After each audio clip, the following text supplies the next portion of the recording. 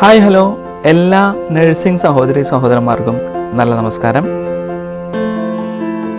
Multi factorial authentication വഴിയായിട്ട് വെറും 6 സ്റ്റെപ്പിൽ ഈസി ആയിട്ട് എങ്ങനെ അഫ്ര രജിസ്ട്രേഷൻ റിന്യൂ ചെയ്യാമെന്നാണ് ഈ വീഡിയോയിൽ കാണിക്കുന്നത്. രജിസ്ട്രേഷൻ സ്റ്റാർട്ട് ചെയ്യുന്നതിന് മുന്നായിട്ട് ഗൂഗിളിൻ്റെ ഒതന്റിക്കേറ്റർ ആപ്ലിക്കേഷൻ മൊബൈൽ ഫോണിൽ ഡൗൺലോഡ് ചെയ്യേണ്ടതായിട്ടുണ്ട്. പ്ലേ സ്റ്റോറിൽ നിന്നും ആപ്ലിക്കേഷൻ ഡൗൺലോഡ് ചെയ്തതിന് ശേഷം റിന്യൂവൽ മെയിലിൽ പ്രൊവൈഡ് ചെയ്തിരിക്കുന്ന ലിങ്ക് വഴിയായോ അഫ്രയുടെ വെബ്സൈറ്റ് വഴിയായോ റിന്യൂവൽ രജിസ്ട്രേഷൻ ചെയ്യാൻ സാധിക്കും.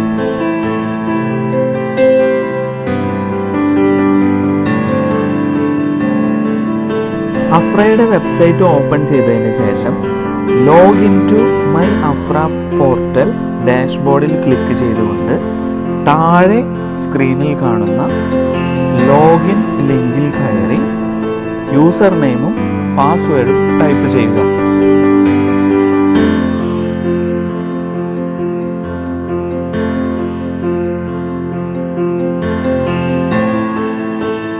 റിന്യൂവൽ സ്റ്റാർട്ട് ചെയ്യുന്നതിനായിട്ട് ഒരു 2 സ്റ്റെപ്പ് വെരിഫിക്കേഷൻ കൂടെ കംപ്ലീറ്റ് ചെയ്യേണ്ടതായിട്ടുണ്ട്. അതിനായി റിന്യൂ ചെയ്യുന്ന വ്യക്തിയുടെ ഡേറ്റ് ഓഫ് ബർത്ത് പ്രൊവൈഡ് ചെയ്തുകൊണ്ട് അഫ്ര ആദ്യം രജിസ്റ്റർ ചെയ്യുന്ന സമയത്ത് കൊടുത്ത ഇമെയിൽ ഐ ഡിയിലേക്ക് 2 സ്റ്റെപ്പ് വെരിഫിക്കേഷൻ പ്രോസസ്സിന് ആവശ്യമായിട്ടുള്ള OTP ജനറേറ്റ് ചെയ്യാൻ വേണ്ടിയിട്ടുള്ള ഓട്ടോമേറ്റഡ് ലിങ്ക് അഫ്രയുടെ ഭാഗത്തു നിന്ന് അപ്പോൾ തന്നെ സെൻഡ് ചെയ്ത് തരുന്നതായിരിക്കും.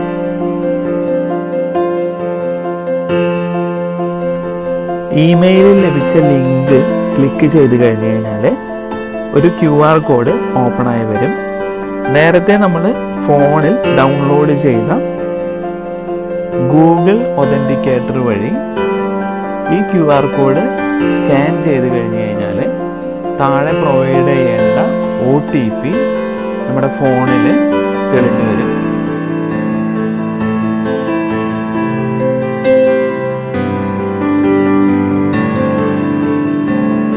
ഈ OTP പ്രൊവൈഡ് ചെയ്ത് പാസ്വേഡ് ഒന്നും കൂടെ ടൈപ്പ് ചെയ്തതിന് ശേഷം റിന്യൂവൽ പ്രോസസ്സിങ് സ്റ്റാർട്ട് ചെയ്യാവുന്നതാണ്. അങ്ങനെ റിന്യൂവൽ പേജിൽ നമ്മൾ എൻ്ററായി മുകളിൽ പേരും അഫ്ര രജിസ്ട്രേഷൻ നമ്പറും നമുക്ക് കാണാനായിട്ട് സാധിക്കും. താഴെ മാനേജ് മൈ റിന്യൂവലിൽ ക്ലിക്ക് ചെയ്തുകൊണ്ടാണ് നമ്മൾ രജിസ്ട്രേഷനായിട്ടുള്ള ഓൺലൈൻ ഫോം പൂരിപ്പിക്കേണ്ടത്. കൺട്രി മാറിയവർക്കും ജോബ് ചേഞ്ച് ചെയ്തവർക്കും അഡ്രസ്സ് മാറാനായിട്ടുള്ള ഓപ്ഷൻ ഇവിടെ മുകളിൽ റൈറ്റ് സൈഡിലുള്ള ഈ പ്രൊഫൈൽ ഐക്കണിൽ ക്ലിക്ക് ചെയ്ത് കഴിഞ്ഞ് കഴിഞ്ഞാൽ അവൈലബിൾ ആണ്. അഡ്രസ്സോ വർക്ക് പ്ലേസോ മാറിയവരൊക്കെ അപ്ഡേറ്റ് ചെയ്തതിന് ശേഷം മാനേജ് മൈ റിന്യൂവലിൽ ക്ലിക്ക് ചെയ്ത് ഈ ഓൺലൈൻ ഫോം ഫിൽ ചെയ്ത് കംപ്ലീറ്റ് ആക്കുക.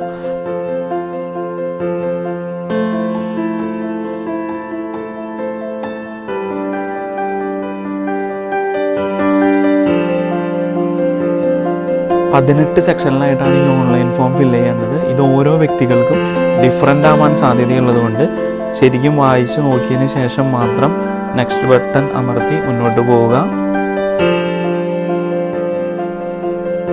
അപ്പം ഇതിൽ ആദ്യത്തെ സെക്ഷനിൽ വരുന്നത് how to use this form എന്നാണ്. അത് വായിച്ചു നോക്കിയതിന് ശേഷം നെക്സ്റ്റ് കൊടുക്കുക. രണ്ടാമതായിട്ട് ചോദിച്ചിരിക്കുന്നത് ഇതിൻ്റെ പ്രൈവസി സ്റ്റേറ്റ്മെൻ്റ് ആണ്. പ്രൈവസി സ്റ്റേറ്റ്മെൻറ്റ് നെക്സ്റ്റ് കൊടുക്കുക. 3, 4, 5, 6 ഇത് നമ്മളെല്ലാതും നേരത്തെ ചെയ്തതാണ്. അതൊന്നും കൂടി ക്രോസ് ചെക്ക് ചെയ്യുക. നമ്മുടെ അഡ്രസ് ഡീറ്റെയിൽസും കാര്യങ്ങളെല്ലാം ക്രോസ് ചെക്ക് ചെയ്തിട്ട് the above details are correct click ചെയ്യുക.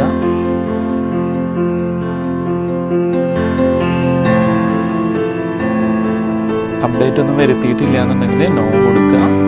ഏതെങ്കിലും അബോറിജിനൽ വിഭാഗത്തിൽ പെട്ടതാണ് ചോദിക്കുന്നുണ്ട്, നോ കൊടുത്ത് പ്രൊസീഡ് ചെയ്യാം.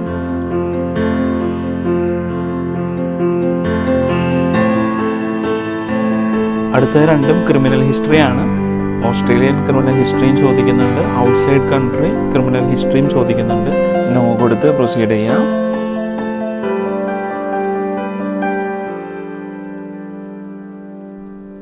പിന്നെ അടുത്തത് എന്തെങ്കിലും ഇമ്പയർമെൻ്റ് ഉണ്ടോ എന്ന് ചോദിക്കുന്നുണ്ട്. അത് നോ കൊടുത്ത് നെക്സ്റ്റ് ക്ലിക്ക് ചെയ്യാം.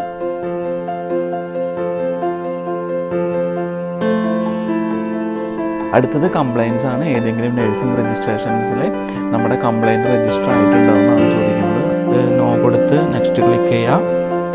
നെക്സ്റ്റ് ആയിട്ട് നമ്മുടെ കണ്ടിന്യൂയിങ് പ്രൊഫഷണൽ ഡെവലപ്മെൻറ്റ് CPD അവേഴ്സിൻ്റെ റിക്വയർമെൻറ്റ് നമ്മൾ മീറ്റ് ചെയ്യുന്നുണ്ടോ എന്നാണ് ചോദിക്കുന്നത്. അത് യെസ് കൊടുത്ത് മുന്നോട്ട് പോകാം. അടുത്തത് റീസൻസി ഓഫ് പ്രാക്ടീസിംഗ് ചോദിക്കുന്നുണ്ട്. യെസ് കൊടുത്ത് നെക്സ്റ്റ് ക്ലിക്ക് ചെയ്യാം. അതിനുശേഷം ഇൻഷൂർഡ് ആയിട്ടാണോ നമ്മൾ രജിസ്ട്രേഷൻ അണ്ടറിൽ വർക്ക് ചെയ്യുന്നത് ചോദിക്കുന്നുണ്ട്. അത് യെസ് കൊടുത്ത് നെക്സ്റ്റ് പ്രൊസീഡ് ചെയ്യാം.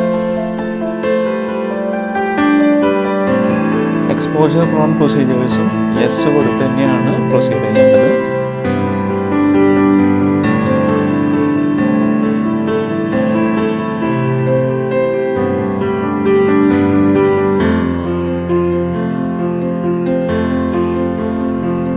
അടുത്തതായിട്ട് ഏതെങ്കിലും രജിസ്ട്രേഷൻ്റെ അണ്ടറിൽ പ്രാക്ടീസ് റെസ്ട്രിക്ഷൻസ് ഉണ്ടായിട്ടുണ്ടോ എന്ന് ചോദിക്കുന്നുണ്ട്.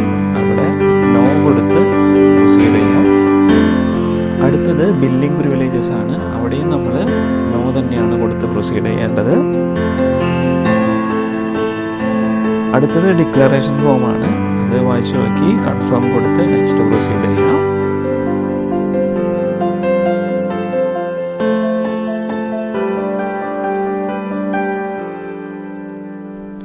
അടുത്തതായിട്ട് നമ്മുടെ ക്വാളിഫിക്കേഷൻ ഒബ്റ്റെയിൻ ചെയ്ത കൺട്രി ഏതാണെന്ന് ചോദിക്കുന്നുണ്ട്. അപ്പോൾ നമ്മൾ ഓവർസീസ് കൊടുത്ത് ഇന്ത്യ സെലക്ട് ചെയ്യാം. ഫർദർ ക്വാളിഫിക്കേഷൻ എന്തെങ്കിലും നിങ്ങൾ ആവശ്യമായിട്ട് എടുത്തിട്ടുണ്ടോ ഇല്ല, നോ കൊടുത്ത് പ്രൊസീഡ് ചെയ്യാം. ഇവിടെ ഓരോരുത്തർക്കും ഡിഫറെൻ്റ് ആയിരിക്കും. നിങ്ങൾ വായിച്ചു നോക്കിയതിന് ശേഷം മാത്രം സെലക്ട് ചെയ്യാം.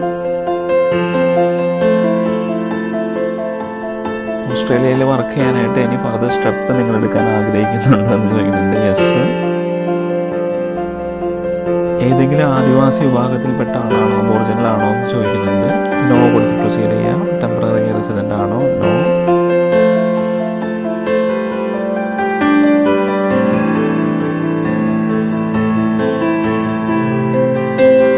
നമ്മൾ കൊടുത്ത ഡീറ്റെയിൽസൊക്കെ ഉറപ്പല്ല എന്ന് വരുത്തിയതിന് ശേഷം മാത്രം നെക്സ്റ്റ് ക്ലിക്ക് ചെയ്ത് പ്രൊസീഡ് ചെയ്യാം.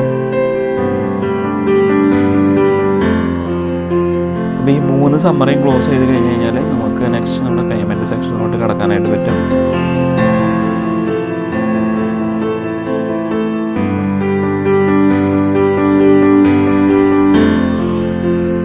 അപ്പോൾ സമ്മറി പാർട്ട് 3 കൂടി സബ്മിറ്റ് ചെയ്ത് കഴിഞ്ഞ് കഴിഞ്ഞാൽ നമ്മൾ പേയ്മെൻറ്റ് സെക്ഷനിലേക്ക് കിടക്കും.